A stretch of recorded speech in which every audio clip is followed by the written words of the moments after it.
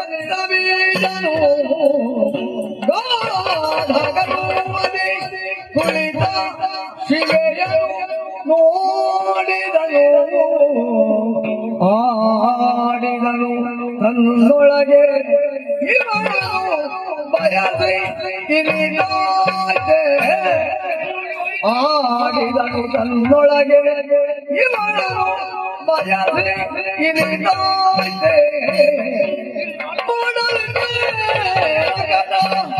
ಶುಂಭನ ಕೂಡೆ ಆಶಯ ಮರನು ಬಂದಿಹೇ ಶುಂಭನ ಕೂಡೆ ಆಶಯ ಮರನು ಬಂದಿಹೇ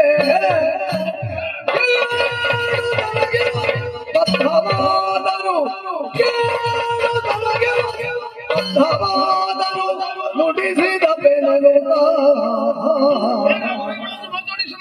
ನೋಡಿದನು ಕಲಿರಕ್ತಬೀಜನು ಗಾಢಗನುಮದಿ ಕುಳಿತ ಶಿವೆಯನು ನೋಡಿದನು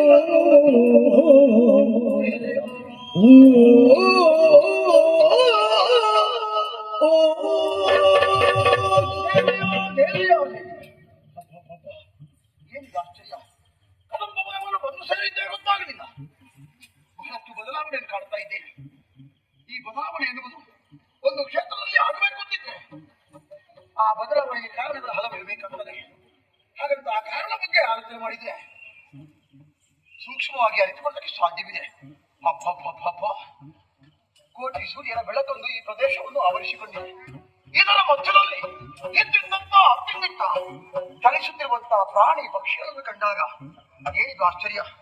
ಪರಸ್ಪರ ವೈರಿಗಳಾಗಿ ಬಾಳಿ ಬದುಕಬೇಕಾದಂತಹ ಪ್ರಾಣಿಗಳು ತಮ್ಮಲ್ಲಿರುವಂತಹ ವೈರ ಭಾವನೆಯನ್ನು ಮರೆತು ಸ್ನೇಹ ಜೀವಿಗಳಾಗಿ ಬದುಕುತ್ತಿರುವಂತಹ ದೃಶ್ಯವನ್ನು ಕಂಡೆ.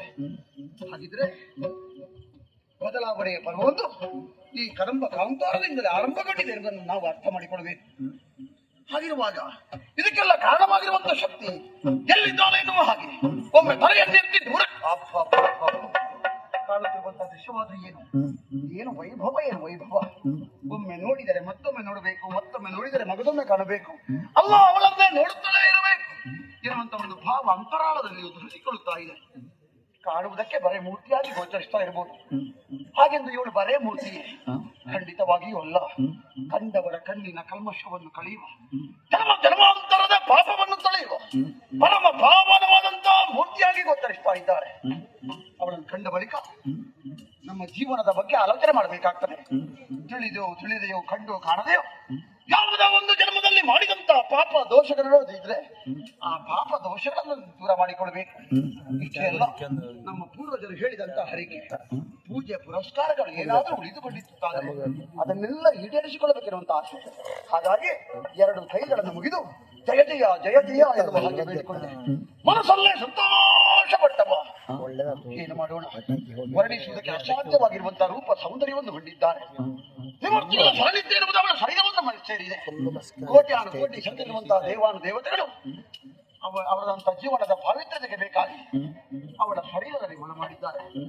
ಉಭಯ ಕಣ್ಣುಗಳಾಗಿ ಸೂರ್ಯಚಂದ್ರನ ಗೋಚರಿಸ್ತಾ ಇದ್ದಾರೆ. ಹಣೆಯಲ್ಲೊಂದು ಹೆಚ್ಚಿನ ಕಣ್ಣು, ಅದುವೇ ಸಂಕಲ್ಪದ ಕಣ್ಣು. ತನ್ನ ಮನಸ್ಸಿನ ಸಂಕಲ್ಪ ಎನ್ನುವುದು ಈಡೇರಬೇಕು ಅಂತಿದ್ರೆ ಮೂರನೇ ಕಣ್ಣು ಅಗತ್ಯ ಉಂಟು, ಹಾಗಾಗಿ ಧರಿಸಿಕೊಂಡಿದ್ದಾರೆ. ಶಿವೆಯನ್ನು ನೋಡಿದೆ, ಕಾರಣವಾಗಿ ಕುಳಿತಿರುವಂತಹ ಗರ್ಭವನ್ನು ಹೊಂದಿದಂತಹ ಶಿವೆಯನ್ನು ನೋಡಿದೆ. ಏನು ಮಾಡೋಣ, ಇವಳನ್ನು ನೋಡುವಾಗ ಇರಿಸಿಕೊಳ್ಳುವಾಗ ಸಂತೋಷ ಆಗ್ತದೆ. ಹಾಗೆಂದು ದೊರೆಯಾದಂತಹ ಶುಂಭನ ಬಗ್ಗೆ ಇರಿಸಿಕೊಳ್ಳುವಾಗ ಅಡಿಗಡಿಗೂ ಬೇಸರ ಆಗ್ತಾ ಉಂಟು. ಯಾಕೆ, ಇವಳನ್ನು ಬಯಸಿದನೆ. ಒಂದು ವೇಳೆ ಬಯಸಿದ್ದು ಸತ್ಯವೇ ಅಂತಾದ್ರೆ ಇವಳು ದೊರೆಯುವುದಕ್ಕೆ ಸಾಧ್ಯ ಉಂಟೆ? ಖಂಡಿತ ಇಲ್ಲ. ಕೇಳು ಇವಳಿಂದ ಬದ್ಧ.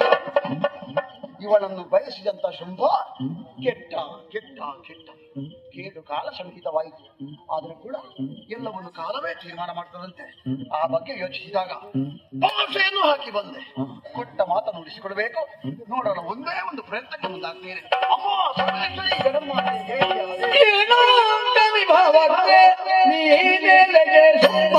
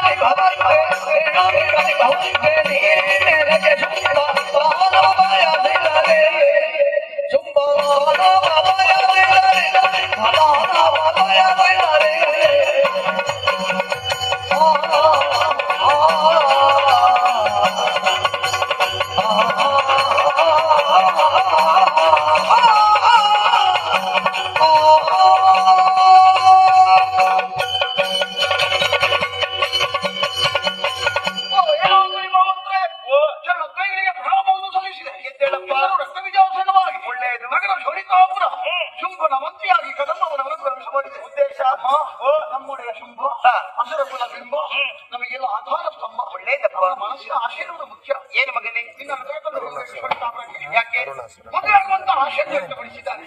ಹಾಗಾಗಿ ಅಪ್ಪಣೆಯನ್ನು ಪಡೆದು ಭಾಷೆಯನ್ನು ಹಾಕಿ ಬಂದೆ. ಯಾಕೆ ಬಲ್ಲೆಯ? ಯಾಕೆ ಮತ್ತೆ ಉಳಿದ ದಿವಸ ನಮಗೆ ಭಾಷೆ ಅದಕ್ಕೆ ಅವಕಾಶ ಕೊಡಬಾರದು ಎನ್ನುವ ಉದ್ದೇಶವೇ ನಮಗೆ. ಹಾಗಾಗಿ ಒಂದು ಮನಸ್ಸು ಮಾಡಬೇಕು.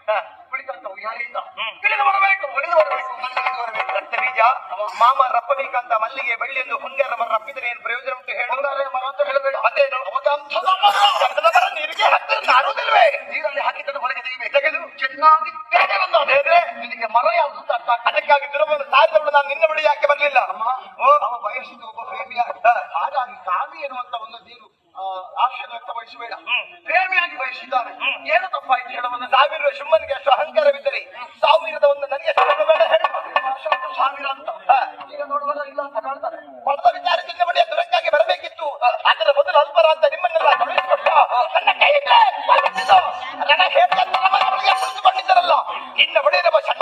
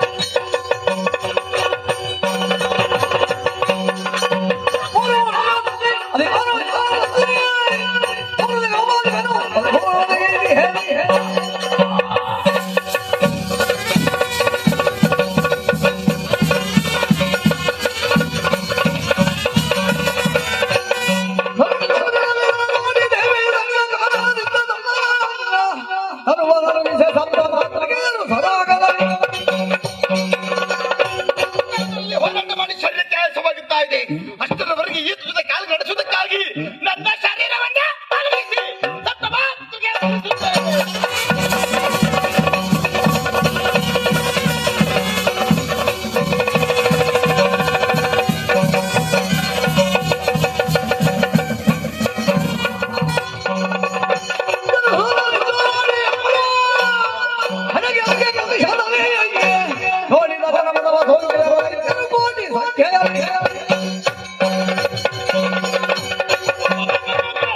ಇಂದ್ರಾಣಿ ಎಂಬವಳ ಬಡಿದಂತ ಕಾರಣದಿಂದ ಹಣೆಯಲ್ಲಿ ರಕ್ತ ಸುರಿಯಕ್ಕೆ ಆರಂಭವಾಗಿದೆ.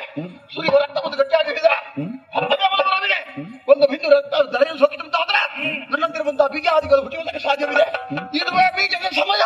ಇದು ಚೊಲ್ಲಿಗೆ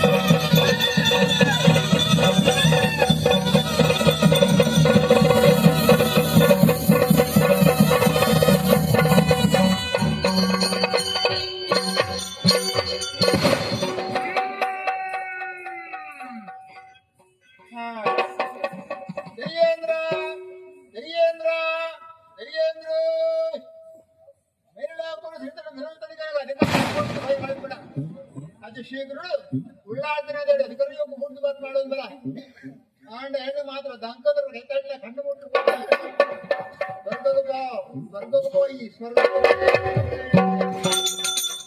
ಇಂಥ ಕಾರ್ಯ ಎಂದು ಗಮನ ಇದ್ರ ಮೇಲಂಕಾರ ಮತ್ತು ಸಮಸ್ತರೇ ಸಂತೋಷ ಸಮಾಧಾನ ಪಟೇಲ್ದ ಉಳ್ಳಾದ ಸೇವೆ ಭಕ್ತಿನ ಮಲ್ಪೆ ಗಾವು ಇಚ್ಚಿನ ಮಲ್ಪಾಯ ನಿಮಗೆ ಮಲ್ಪಾಯತನ ಸೇವೆ ಅಪ್ಪನ ಭಂಡಾರ ಸಂಡ ಆದ್ರೆ ಸಂದೇಹ ಐತಿ ಅಂಚಾದು ಅಲ್ಲಿ ಕೈ ಕಂಜಿ ಮುಳ್ಳ ಸಲ್ಲೆ ಒಂದು ಸಂಸಾರ ಕೂಡು ಕೊಟ್ಟು ಆಡಬಾರದೊಟ್ಟು ವ್ಯಾಪಾರ ವ್ಯವಹಾರ ಆರೋಗ್ಯ ವೃದ್ಧಿಯಾದ ಒಳ್ಳೆಯ ಮೊದಲು ಸತತಾದರೂ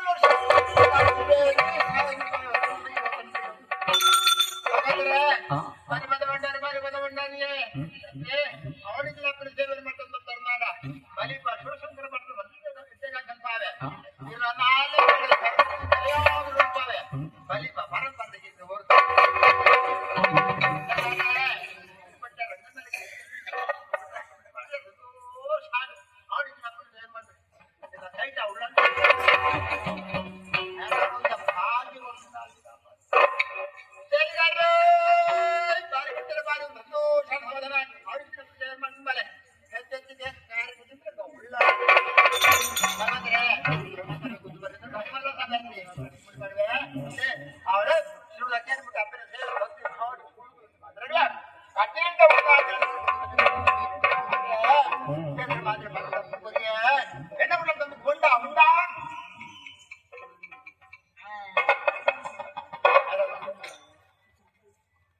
ಭಕ್ತಿ ಮಾಡು ಕೊರತೆ ಕಾಣಿಗೆ ಸ್ವೀಕಾರ ಮಾಡ್ತಾನೆ ಮಾಯದ ಧರ್ಮ ಕೊರತಾಗ ಹೆಚ್ಚಾಗಿ ಒತ್ತಕಾಡು ಉತ್ತಾರ ತಮ್ಮ ಕಾಣಿಗೆ ಸ್ವೀಕರಿಸಬೇಕು ಮಾಯ ಕಡಿಮೆ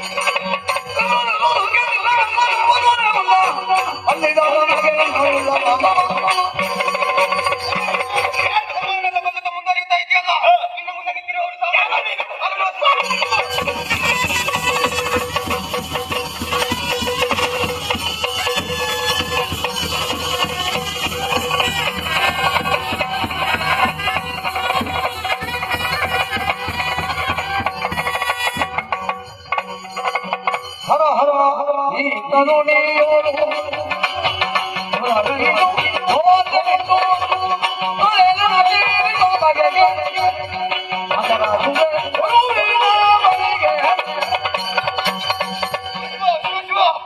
ಆಶ್ಚರ್ಯವನ್ನು ಕಾಣುತ್ತಾ ಇದ್ದೇನೆ.